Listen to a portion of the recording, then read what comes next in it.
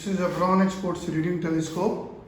It has a clamp where you can connect with the screw, one clamp, the scale. This one is a telescope. It has a movements here on the left and right movement is there, and on the top there is a one movement here which you can move toe up and down. You can move by this screw. The movement is up and down. There is a one telescope, and crosswire is inside. This eyepiece moves out. This moves out, and you focus this crosswire with this focusing knob, and then आप इसको telescope को lab के experiments में use करते हो, जैसे आपके वहाँ सभी एक्सपेरिमेंट्स हैं स्केल के साथ, लैम्प एंड स्केल में यूज़ हो जाता है या टॉर्शन पेंडुलम के साथ.